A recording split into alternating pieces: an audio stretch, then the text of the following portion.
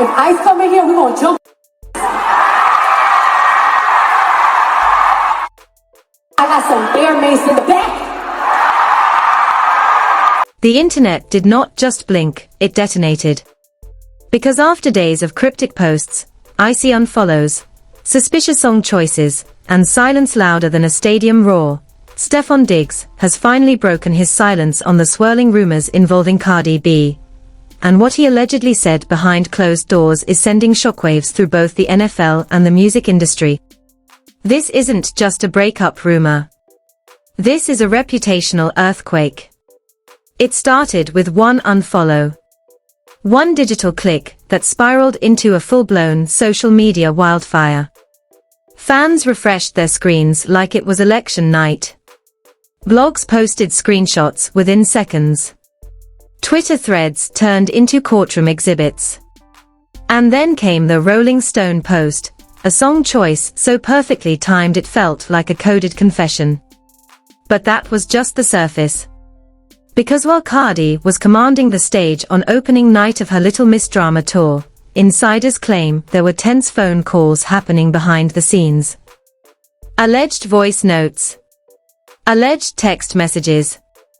Alleged Mama never came to my game. My mom had to go to work. So for me, like, I would never thought too much about it. Being there for me, you know what I'm saying, it's hard, I can imagine. You know what I'm saying? I'm a lot to deal with, you know what I'm saying, but I never wanna not let her know that I appreciate her for being there. Not just for the games, because her being there for the games was just more so for her, you know what I'm saying, she wanted to experience confrontations that didn't stay calm for long. Words like loyalty and public embarrassment were reportedly thrown around like grenades. And now Stefon has spoken. Not in a tweet. Not in a polished statement. But in a way that insiders say changes everything. Was he calling the relationship misunderstood? Was he hinting at betrayal? Was he distancing himself from the Homeland Security controversy that dragged Cardi into national headlines? Or was this a strategic reset? Because if what sources are leaking is true, the silence wasn't random. It was preparation. And what he finally said, it might have just cracked this entire story wide open. The silence ended in a room with no cameras. No red carpet. No Instagram live. No carefully crafted PR statement. According to multiple insiders, Stefon Diggs broke his silence during a private team-hosted charity event, just days after the internet declared his relationship with Cardi B officially over. It wasn't supposed to be about her. But it became about her. A guest at the event claims someone in the crowd shouted, "What's up with Cardi?" And instead of brushing it off, Stefon allegedly paused. That pause is what started everything.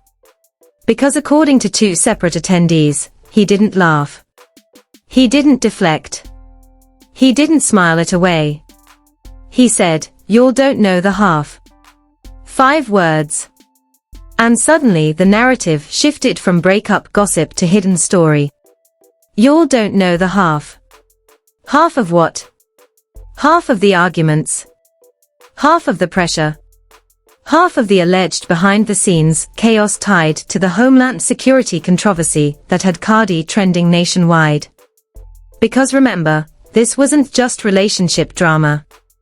This was overlapping with political headlines, viral clips, and a federal agency publicly responding to Cardi's on-stage comments. That's not normal celebrity noise. That's national-level controversy. Sources close to Stefon's circle claim he was uncomfortable with how fast that situation escalated. They say he didn't want to be pulled into political crossfire. That he prefers to keep football separate from federal headlines. But here's the twist. Cardi thrives in chaos. She claps back. She reframes. She redirects. She turns backlash into branding fuel. And insiders are now claiming that difference in energy became a breaking point. One anonymous source alleges there was a heated argument the night after the Homeland Security exchange went viral. Allegedly, Stefon told her, "This isn't my fight." And allegedly, Cardi responded, "If you with me, it is." That sentence alone has the internet split down the middle. Because loyalty sounds romantic, until it becomes pressure. Then came the Super Bowl. Cardi was reportedly all in. Private suite. Family flown in. Glam team on standby. Public support at full volume. She posted him. She cheered him. She showed up. But insiders claim the energy behind the scenes wasn't matching the optics. There were already rumors swirling about co-parenting tension after cameras caught Stefon's child's mother in coordinated outfits at the game. Blogs amplified it. Comment sections dissected it. Speculation ran wild. And here's where it allegedly turned explosive. A source claiming to be inside the extended circle says Cardi felt blindsided by the media narrative that weekend. She allegedly believed some information was intentionally left out when it came to who would be present and how it would look publicly. If that's true, that's not just miscommunication. That's optics mismanagement. And optics matter when millions are watching. Then came the unfollow. Both accounts, quietly, simultaneously, erased each other from their digital orbit. No announcement. No explanation. Just gone. Fans treated it like a breakup confirmation. But here's where Stefon's silence-breaking moment deepens. After he said, "Y'all don't know the half," another attendee claims he added, "Everybody got a story." That line sent gossip pages into meltdown. Because if everybody's got a story, that means there's his version. And we haven't heard it. Then the alleged voice memo surfaced. A short audio clip circulating in private group chats features a male voice saying, "I'm not competing with a stage." Unverified. Unconfirmed. But devastating. Competing with a stage. Was he talking about her tour? Her fame? Her spotlight? Cardi's Little Miss Drama tour kicked off the same night he posted that cryptic, Rolling Stone track to his Instagram story. No congratulatory post. No supportive caption. Just lyrics about being a Rolling Stone. The timing felt intentional. Fans accused him of shading her. But insiders now claim his silence that night was part of something deeper. A friend of his allegedly told a sports blogger, he didn't want to fake it publicly if things were already tense. Fake it publicly. That implies the tension started before the internet caught on. And then came the podcast clip. In a recorded interview that dropped days after the rumors exploded, Stefon said something that felt loaded. Not everything needs to be online to be real. On the surface. Mature. In context. Explosive. Because Cardi is online. She celebrates publicly. She defends publicly. She loves loudly. If one partner thrives in public affirmation and the other resents public spectacle, that's friction. And friction under a spotlight becomes wildfire. Then the meltdown moment. A concert attendee claims that during night 2 of her tour, Cardi paused mid-performance longer than usual before starting a song about loyalty. She reportedly changed one lyric. Instead of "Ride or Die," she allegedly said, "Ride Alone." The crowd screamed. Clips went viral within minutes. Coincidence? Creative improvisation? Or coded message? Meanwhile, Stefon's camp reportedly went into lockdown mode. Comments turned off. Posts limited. No interviews addressing her by name. But behind the scenes, sources say there were conversations happening in navigation about brand alignment. Brand alignment. That phrase does not belong in love stories. That belongs in contracts. And here's the most chilling insider leak yet. An individual claiming to have heard part of a private phone call alleges Cardi told him, "Don't let the internet play with my name." And allegedly, Stefon responded, "Then don't let the internet run our relationship." If that exchange happened, it reframes everything. Because now this isn't about a song post, or a missed tour shoutout. This is about control. Control of narrative. Control of perception. Control of identity. And when two powerful public figures both want control, something breaks. The charity event comment, "Y'all don't know the half," was the first crack in the dam. Because now everyone wants the other half. Was there betrayal? Was there ego? Was there resentment about fame imbalance? Was there tension about co-parenting optics? Was the Homeland Security controversy the tipping point? Every theory feels possible. And insiders are hinting that Stefon's silence break wasn't accidental. It was strategic. Because according to one sports journalist, there may be a longer sit-down interview coming. An interview where he plans to clarify narratives. Clarify narratives. Plural. Which means there's more than one version of this story. And if he really decides to tell his side in full, it won't just shake the relationship rumor mill. It will expose what was happening when the cameras weren't rolling. Because if y'all don't know the half is true, then what we've seen so far is only the surface.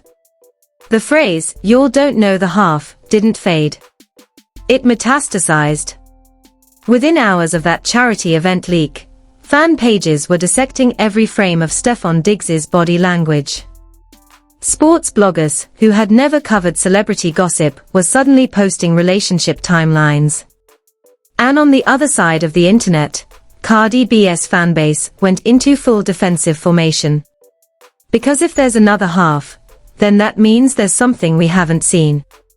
And that implication alone detonated social media. Then came the alleged private group chat screenshot. Unverified, blurry, but explosive.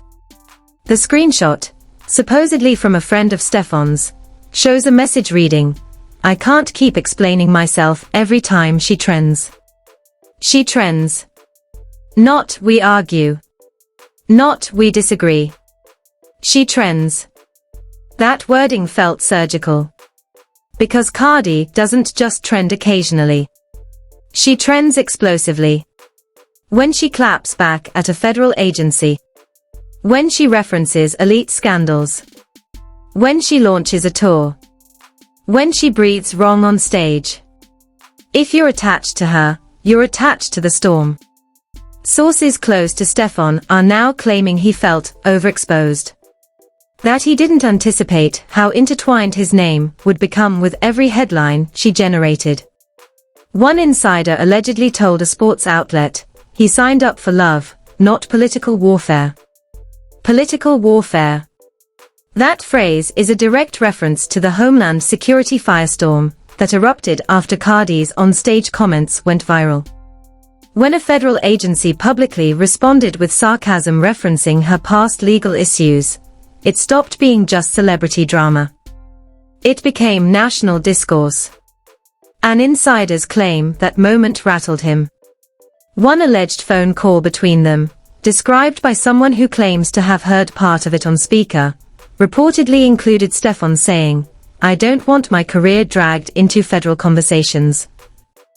Dragged into federal conversations. That's not jealousy. That's fear. But Cardi's camp allegedly saw it differently. A source close to her says she felt unsupported. That she believed if you're with someone, you stand firm when they're under attack. Not step back. Not reposition. Not go silent. And silence became the loudest weapon in this entire situation. When she launched her tour and shouted out her son on stage, fans were scanning the crowd for him. He wasn't visible. Instead, hours later, he posted a photo reflecting on his Super Bowl loss. The timing was brutal. Then came the song. Rolling Stone. Lyrics about not settling. About apologizing for letting someone down, but still choosing to move. It didn't read like coincidence.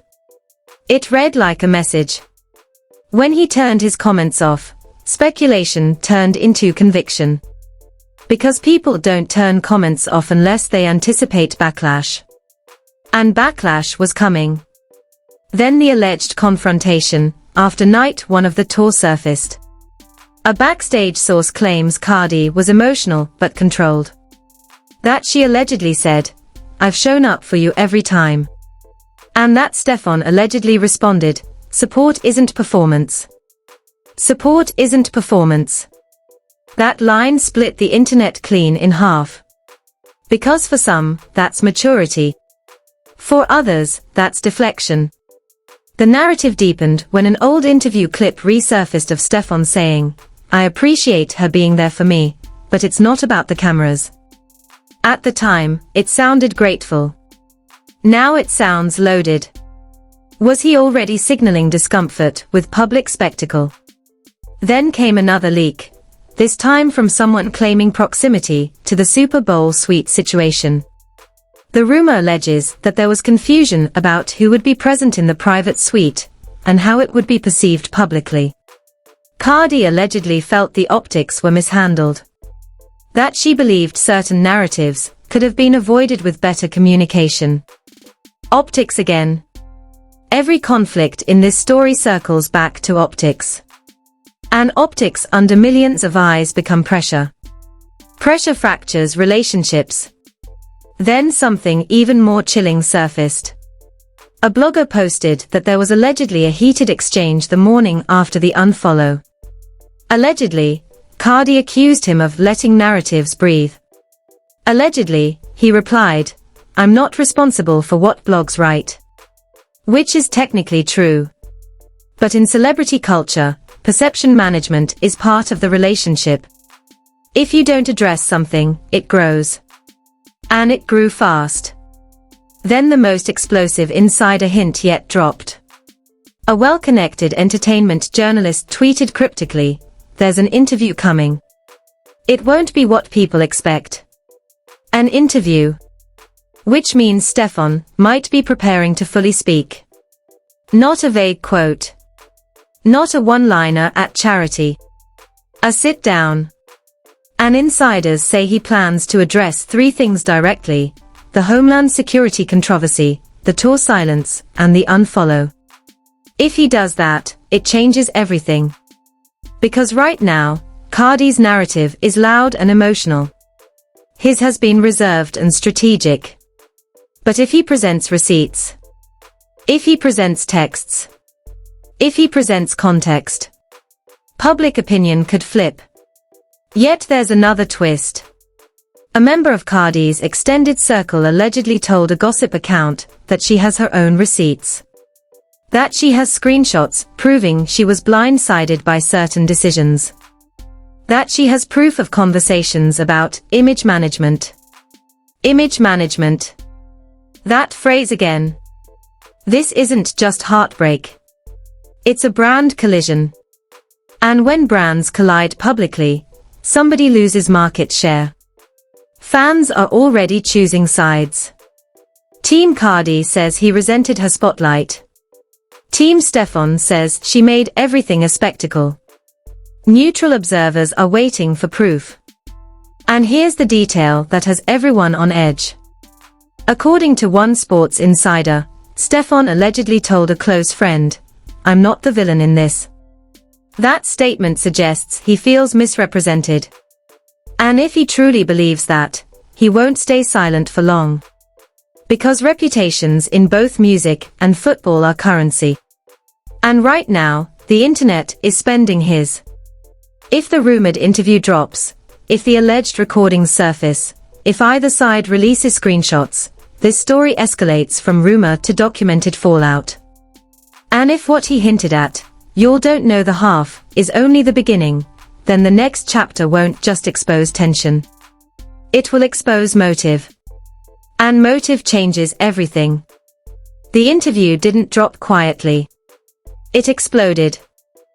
Late Sunday night, a teaser clip surfaced online, grainy, 30 seconds long, filmed in what looked like a dim studio with one spotlight and zero distractions. Stefon Diggs sitting forward, elbows on knees, eyes locked on the interviewer. The caption read, "Clearing the air." That was it. No music. No dramatic edits. Just tension. And then he said the sentence that detonated every timeline at once. "I never disrespected her. I protected myself." Protected himself. From what? From who? The full interview hadn't even aired yet and social media was already in flames. Because if protecting himself meant distancing from Cardi B at her most controversial moment, that's one narrative. If protecting himself meant quietly exiting a relationship that was imploding behind the scenes, that's another. But insiders say it gets worse. In the extended version, which multiple journalists claim to have previewed under embargo, Stefon allegedly addresses the Homeland Security firestorm directly. He reportedly says, "When federal agencies are involved, that's not entertainment anymore." That line alone sent shockwaves. Because now this isn't just about jealousy or spotlight imbalance. It's about risk. Risk to reputation. Risk to contracts. Risk to endorsement deals. Sources close to the NFL claim sponsors were monitoring headlines during the peak of the controversy. That whispers of concern were circulating about any player closely associated with escalating political narratives. If that's true, the stakes were massive. And then he allegedly said something even more explosive. "I asked for privacy. I didn't get it." Privacy. That word hits differently when you're dating someone who thrives in public arenas. Because Cardi's brand is transparency, boldness, confrontation. Stefon's image has always been more controlled. Two worlds colliding under maximum scrutiny. Then came the moment everyone was waiting for. The unfollow. In the interview, he allegedly explains it wasn't about anger. It was about boundaries. He reportedly says, "If we were figuring things out, I didn't want the internet narrating it." But critics immediately pointed out the contradiction. If it was about boundaries, why post Rolling Stone the same night her tour launched? Why turn comments off? Why let the speculation snowball? And here's where it twists again. According to one entertainment reporter, Stefon claims the song wasn't about Cardi at all. He allegedly says it reflected how he felt about football after the Super Bowl loss. That explanation is plausible. But the timing? Brutal. The internet doesn't care about plausibility. It cares about optics. And optics were lethal. Meanwhile, Cardi's camp wasn't silent. Within hours of the teaser clip going viral, a cryptic Instagram story appeared on her account. Black background. White text. Stand on what you say. No names. No context. But fans connected it instantly. Then another alleged leak dropped. A blogger posted that there is a private text exchange in which Stefon supposedly told Cardi, "I won't let this cost me everything." Cost him everything. That suggests fear. Fear of losing brand deals. Fear of being pulled into federal backlash. Fear of narrative spiraling beyond control. But Cardi's supporters argue she didn't ask him to sacrifice anything, only to stand firm. Then came the most chilling part of the interview, according to insiders who watched the full cut. When asked directly if he loved her, Stefon reportedly paused. That pause again. He allegedly answered, "Love isn't loud." That sentence divided the internet like a fault line. Because for Cardi, love is loud. It's on stage. It's in captions. It's in cheers from the stands. If one person defines love as quiet protection, and the other defines it as public loyalty, you're not just speaking different languages. You're living in different realities. Then the alleged final bombshell from the interview preview surfaced. Stefon reportedly says, "I won't be made the villain for choosing peace." Choosing peace. That implies he believes chaos was surrounding him. And here's the twist no one saw coming. A sports analyst, known for rarely engaging in celebrity gossip, publicly defended him. He said on live television, athletes shouldn't have to answer for every headline their partners generate. That comment reignited everything. Because now the narrative isn't just about romance. It's about public expectation. Should partners absorb each other's controversies? Or are they allowed to draw lines? Cardi's fanbase fired back instantly, trending hashtags accusing him of emotional detachment. Stefon's supporters trended counter hashtags about boundaries and personal space. Twitter turned into a battlefield. TikTok became a courtroom. And then, just when it seemed like both sides had played their cards, a final rumor surfaced. A source claiming proximity to production staff alleges there was one more private conversation after the interview filmed. In that conversation, Cardi allegedly said, "You didn't protect us. You protected you." If that line is real, it reframes everything. Because protection and self-preservation are not the same thing. And now we're left with two competing narratives. One says he distanced himself to avoid being consumed by controversy. The other says he stepped back when loyalty was tested. The interview drops in full within days. Receipts may follow. Screenshots may surface. Or silence may return. But one thing is undeniable. When he said, "Y'all don't know the half," he wasn't exaggerating. Because what we've witnessed so far isn't just a celebrity breakup.